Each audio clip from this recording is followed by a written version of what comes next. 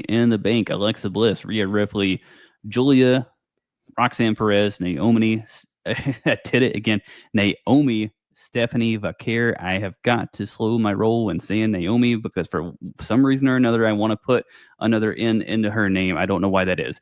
But this match, Maddie, I talked about it last week with possibly being one of the best women's Money in the Banks just from an athletic perspective. I think we pretty much nailed that and got that in this match.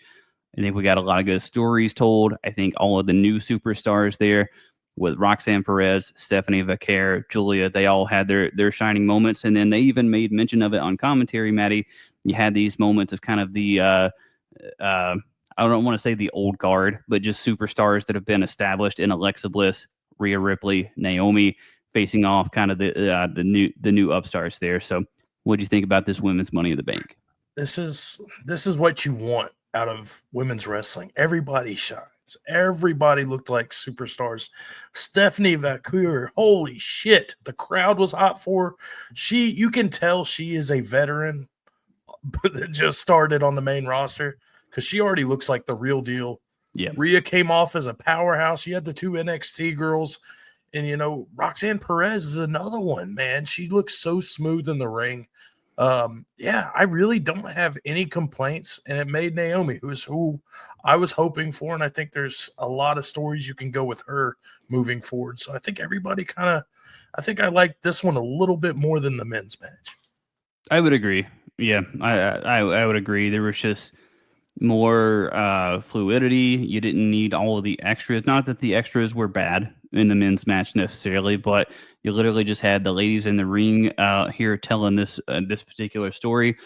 I think this is the most that people have probably been behind Naomi and convincing so with her character work that she's had going on. You mentioned Roxanne Perez. She loses this, but then goes out and wins a fatal four-way qualifier for Queen in the Ring on Monday Night Raw. Stephanie Vaquer, I think, is in one of those matches upcoming next week as well. Alexa Bliss, we have to wait and see what's happening with that storyline. Rhea Ripley, one of the losers there in that fatal four-way, but I mean, she's always going to be a presence and everything. So to me, absolutely 100% right choice in this match. And it tells me that the women's locker room is probably as strong as it's ever been.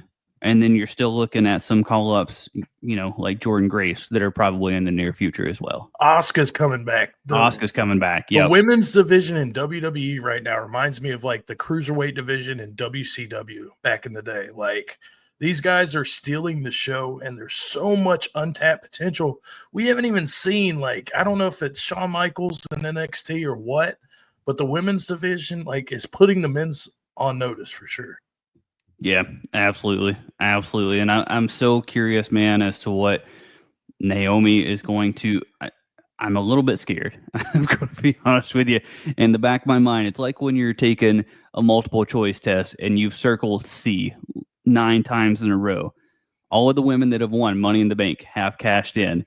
In the back of my head, I'm like, oh man, what if Naomi's not the first to cash in? Do that to us. I don't want to, man. I don't want to. I think she deserves the title, but it's just in the back of my head. It's like at some point, somebody has to be the first woman to not successfully cash in. I hope it's not her. I don't think it's going to be her, but man, I'm going to be on edge until she is actually holding the title.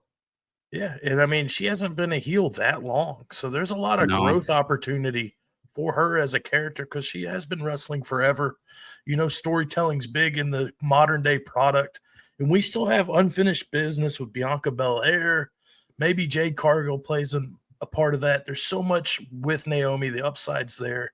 But yeah, congrats to her. She deserves the roses. She's been doing it way too long to finally hit it, and now she's on top of the mountain. Yep, absolutely. I think she got a good pop for actually grabbing the briefcase itself. I mean, you see the shot there, so much emotion coming through.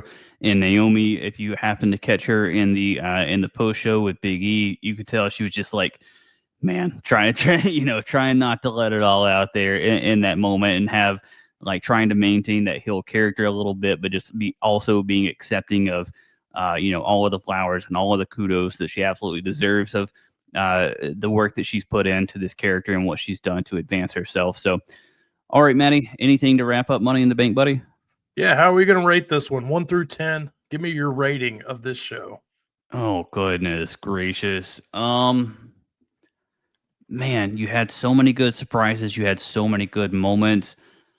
Uh, I'm trying to leave like the branding and stuff out of it because that's new and it's obviously not the talent's fault that that's on screen with the branding and whatnot. But I think it's a solid 8.5, somewhere in that neighborhood for me. What about you?